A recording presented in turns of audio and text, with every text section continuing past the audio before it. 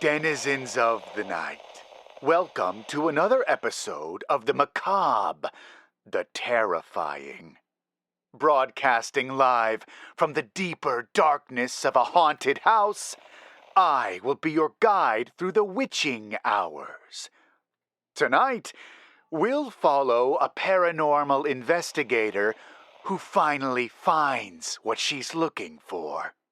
This story is called Her House, written by Joe Kaplan. My mother used to tell me that drinking, for people like her brother, was all about chasing the demon. It starts with one drink, a nice little buzz. But once they've gotten the taste, they grow convinced there's a better buzz out there, one for which they search with great zeal. Pretty soon they're sloshed, but they keep drinking anyway, always convinced a better buzz is hiding just beneath the next bottle, always chasing the demon. I never really understood what she meant by that, until I started visiting haunted houses for the thrill of it. Not your tacky Halloween haunts. I mean, real haunted houses. At first, it was every other month or so whenever I got the itch. Then it turned into every week.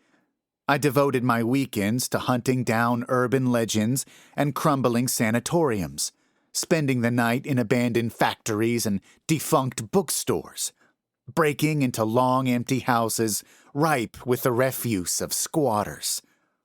I never brought any of that silly equipment you see on ghost hunting shows, which I'm pretty sure doesn't actually work. Anyway, I didn't care to catch a blip on an EMF detector. I was after the full sensory experience, eyes and ears. "I never see you, Paula," my sort of girlfriend told me on the phone as I packed my things on Friday. "Do you have to go spend the night in some festering basement? Wouldn't you rather, go grab a drink? I'll buy." Kate was endearing, a genuinely kind-hearted soul. I have no idea how she ended up with the likes of me or why. When I had finally found something good, I had to keep pulling away. Yet neither could I explain why I felt compelled to go haunted house diving. I was addicted to the search for ghosts, for a morsel of the afterlife. When I told her maybe we could grab a drink next weekend, she said, "Fine, then I'm coming with.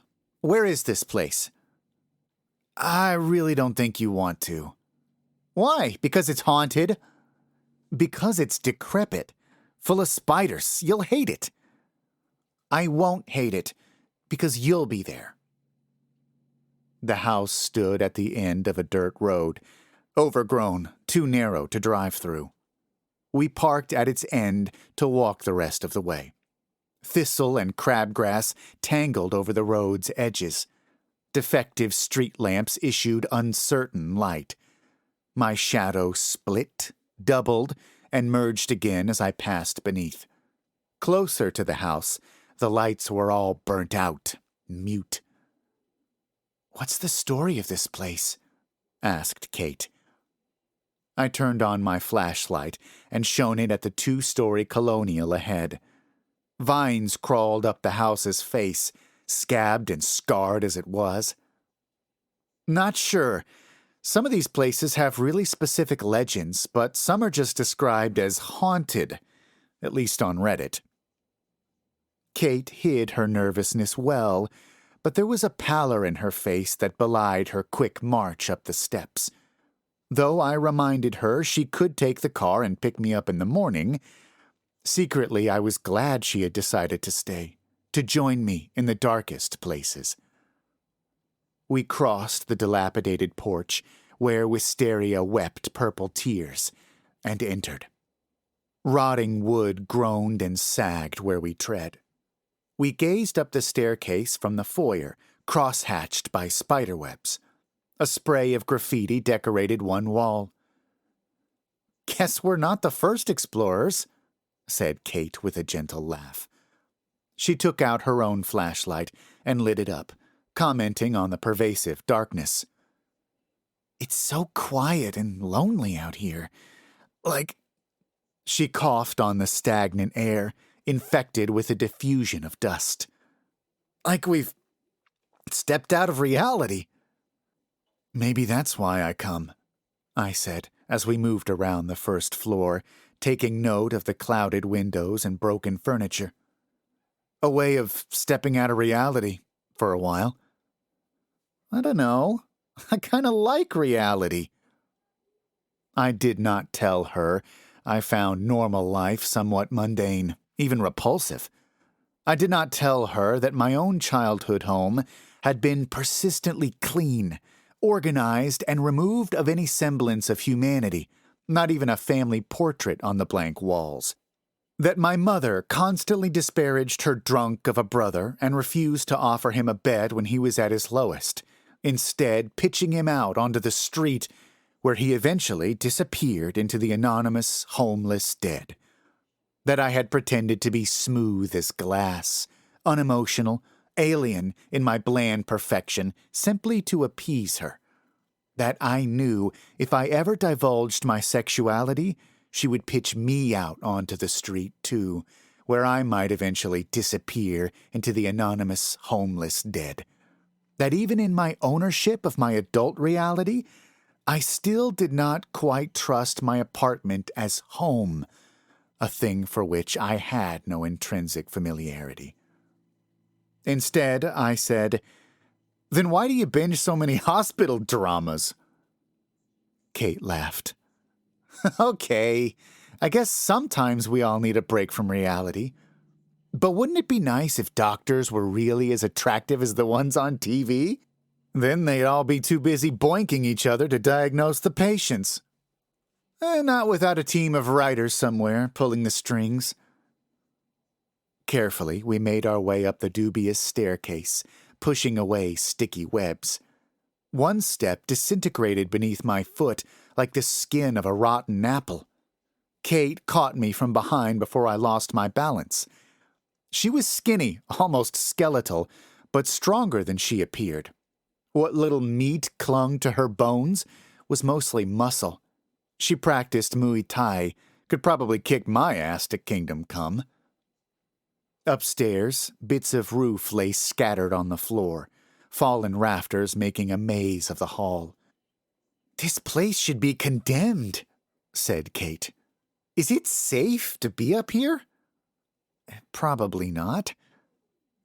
We entered a bedroom which still bore a moldering bed and dresser. Corroded nails jutted crooked from the doorframe, which Kate carefully sidestepped. "I was hoping to be unsettled by ghosts, not by the possibility of tetanus. Maybe you'll get a hot doctor to cure your lockjaw." My flashlight flickered. This was not an uncommon occurrence at the places I frequented, and I always kept a pocket full of spare batteries, so this did not disturb me. Kate, on the other hand, gave a little shriek. One can't exactly take down a ghost with a round kick. "Have you ever seen a ghost?" she asked, leaning back in a fighting move before loosening her shoulders, pretending she hadn't just been about to clock anything that moved. I considered the question. "I've seen lights flicker. I heard knocking on the walls. Footsteps, too. And I've seen strange shapes and shadows, but I don't know if I can actually say I've seen a ghost. I just know there's something out there." I shined my light around the peeling wallpaper, patterned in forest green fleur-de-lis. "Is that what you're searching for? Evidence of the afterlife?" "It's not that simple." "But that is what you're doing, right?" I wasn't sure I could answer. Was that what I was doing? It wasn't as if I cared whether I could prove to the world ghosts were real. I was just chasing the demon. Finding nothing of interest here, Kate turned to leave the room. Yet the room would not let her go so easily. On her way out, despite her keen sense of balance honed by years of martial arts, She stumbled over the uneven floor, fell against the doorframe. Her palm sank onto a protruding nail. She cried out. "Let me see," I said. A red puncture made an angry mark on her hand. "I need to clean this," she said. "I got some Band-Aids here. Hold on." But as I dug through my backpack, she scoffed. "No, I need to actually clean it, or it might get infected. I need running water and antiseptic. Come on." "What? Go?" She gave me a look that stung. "Of course go. I told you I don't particularly want tetanus. And I told you I'm staying the night." Kate's eyes widened. "You can't be serious. Look around. There's nothing here. It's not haunted, just dilapidated." "I didn't ask you to come. I said you could take the car." "Seriously?" I followed Kate down the stairs, trying to get her to understand that I couldn't leave. Not yet, not when so much of the night stretched ahead of me, when the ghosts had not yet peeked out from the woodwork to reveal themselves. There was so much haunting yet to be discovered.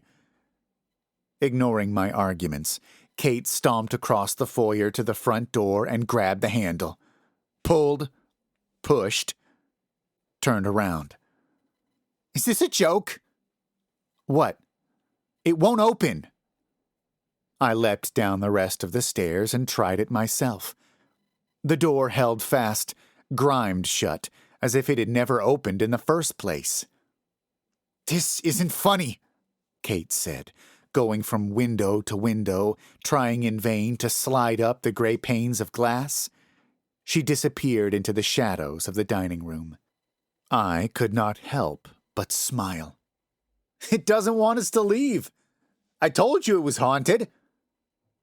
The second floor beckoned me again, and I climbed the steps, investigating corners that smelled of decay, curtained rooms full dark. Surely the haunting was up here somewhere.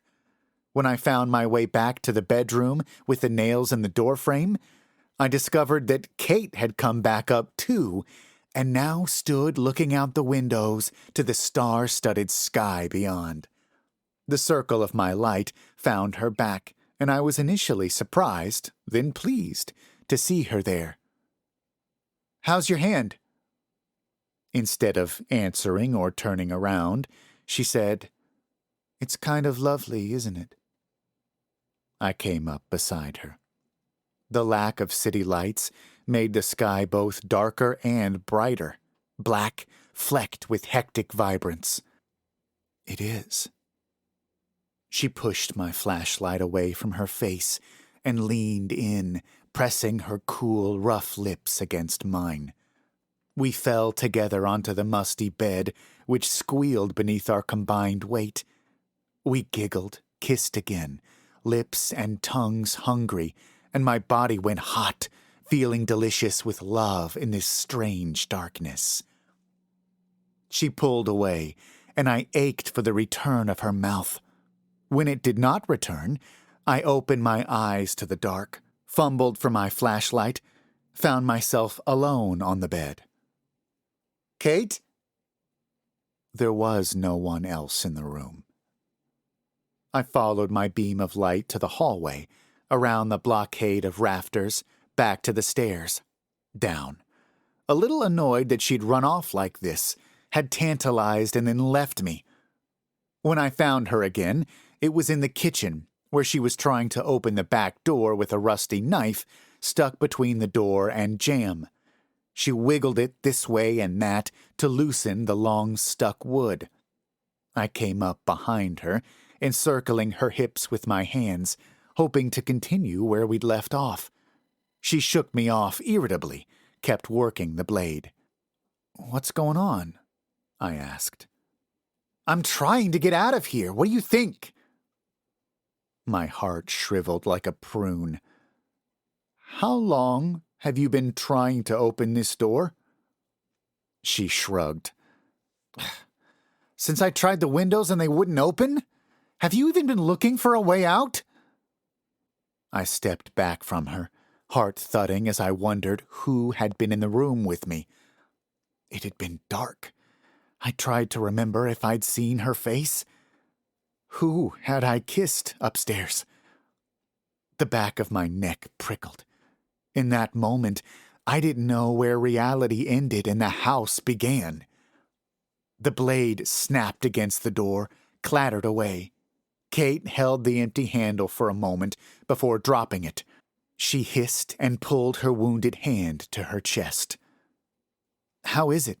I asked. She turned and held out her hand. I shined my light on it. The wound seemed to have spread, was now a blackened, concave abyss like a patch of rotten wood. I sucked in a breath between my teeth, raised the light so I could see her face.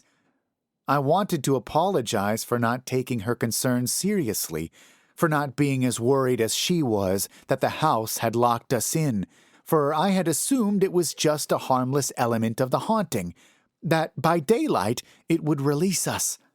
But the infection would spread faster than the sun would rise. That much was clear. When the light found her face, I froze. Kate's rich brown eyes had been replaced. Where they had once looked out with tenderness and a hint of mischief were now two dull, dirty windows. "What's happening?" I asked, my voice small. She took a step in my direction and opened her mouth, her jaw the rusty hinge of a groaning door. Her feet clattered like loose floorboards. I thought, this is not Kate. I thought the real Kate was the woman who had kissed me in the dark upstairs, not this monstrosity whose hair had crusted to shingles, whose face had hardened into scabby wooden planks, whose eyelids were like shutters beating in the wind.